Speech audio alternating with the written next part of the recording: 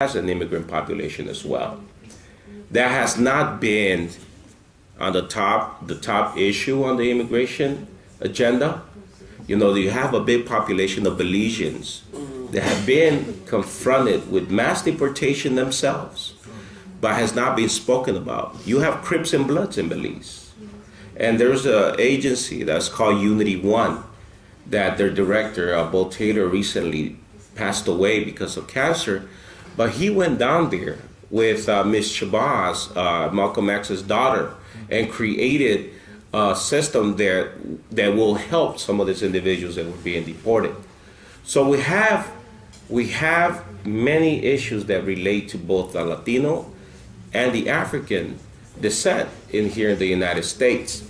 So the next question came, how do we, speaking in different communities or different conferences regarding the immigration movement, in conference where you have the biggest agencies talking about the immigration movement and how we should win it, and when the issue of criminalized immigrants was touched, it was like, we got to set that aside until we win legalization for everybody else. This is an issue that we can't touch.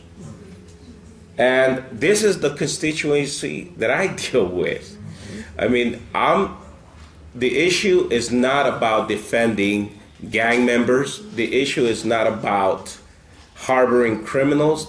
The issue is about that if you're being deported to your country of origin, you should be deported or taken back with dignity into a country that will accept you and nurture you and take you into account into a society that belongs to you.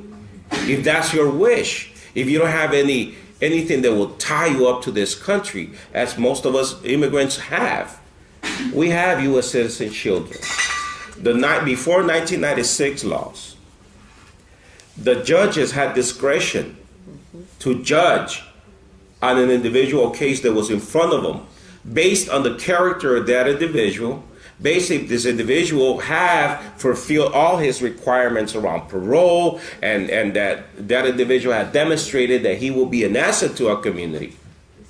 After the 96 laws, basically there was no chance. They did not have any more discretion. That's why we're pushing the issue around the Citizen Child Protection Act, that will amend the 1996 law and give some judges the discretion, or the judges the discretion to base solely on an individual if he has an immigration, U.S. citizen children, born here, and how will that affect them? So we go in and we say, well, how do we can become part of the larger immigration debate in the midst of not bringing it down, because we're pushing for individuals that committed offenses. And the issue is human rights. And I think that if the larger immigration agencies that are pushing immigration debate also take on the human rights issue around if individuals are deported or they're being tortured, and start really pushing on the issue of them being treated humanely once deported. But that's not the case. That's not being taken into account in the larger discussion.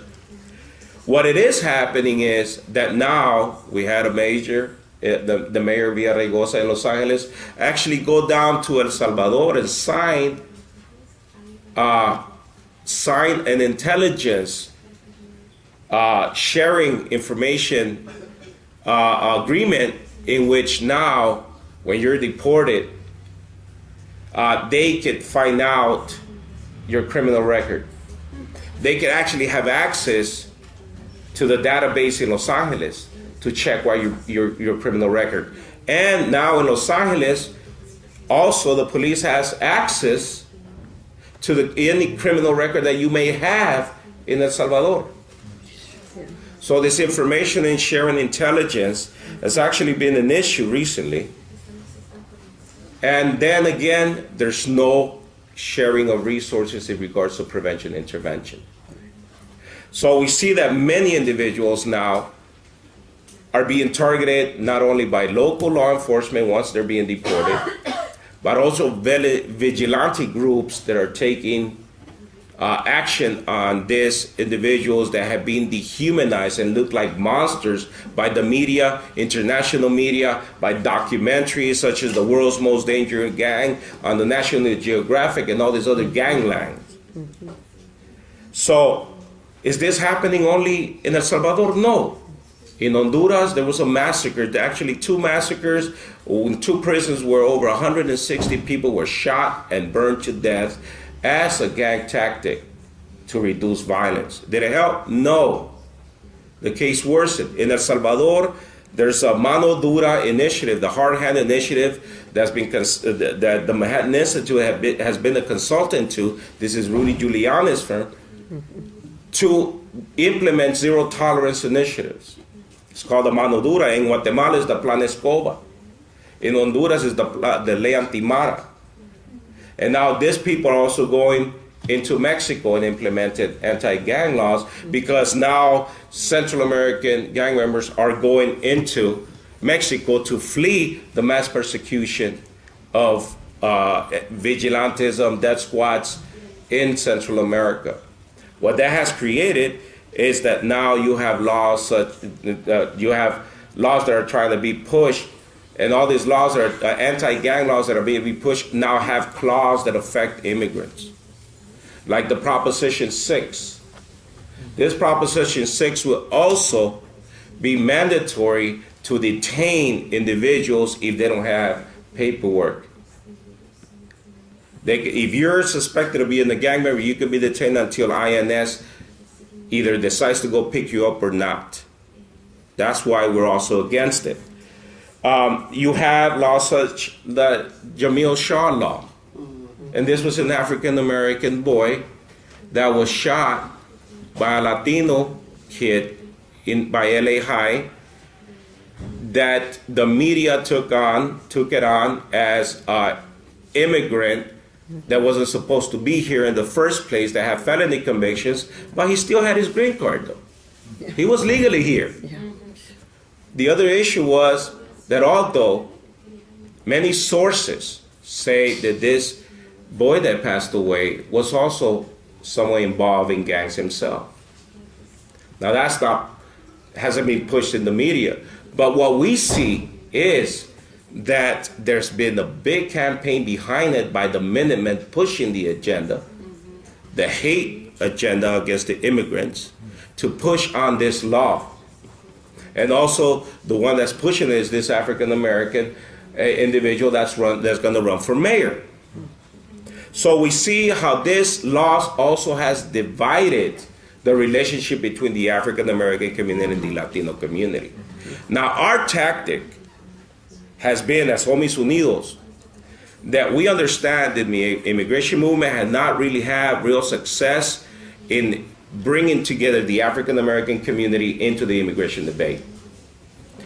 But through the gang intervention work that we've been doing, we've been meeting with the African-American gang intervention workers, and we've been bringing this information and creating this dialogue around and educating them about the issues, in which now we're creating some good solid relationship between the immigrant African and the Latino community around issues such as Prop 6, such as bringing them together to talk about the abolition issue that they have never been invited into the discussion. And talking a larger scale, like with Families for Freedom in New York, with what's happening with the Haitian community. But not only that, we're talking to the Cambodian community in Long Beach about the issues of what Cambodia is going through. And now Vietnam, that in January this year signed a repatriation act, that now Vietnam is going to be accepting over 1,500 criminalized Vietnamese. So we understand that this goes beyond the issue of just Latino as a stereotype, that when you talk about immigration, you automatically say Mexican. You think Mexican. And that's not the issue. The fact is that it's affected all groups or ethnic groups, such as the Armenian community as well in Glendale, California, which they're being deported as well. So we need to really start looking and educating the issues and really finding things that we're engaged in to go across these other ethnic groups that have not really completely understood our issues.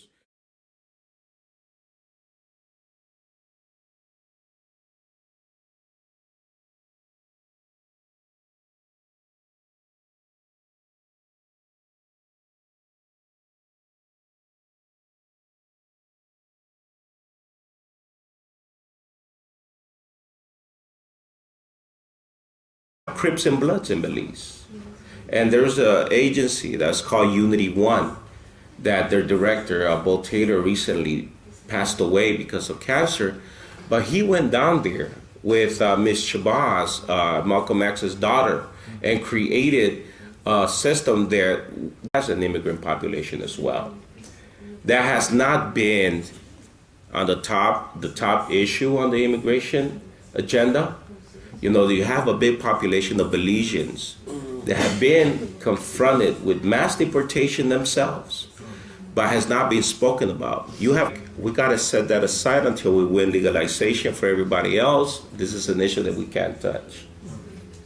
And this is the constituency that I deal with. I mean, the issue is not about defending gang members. The issue is not about that will help some of these individuals that were being deported.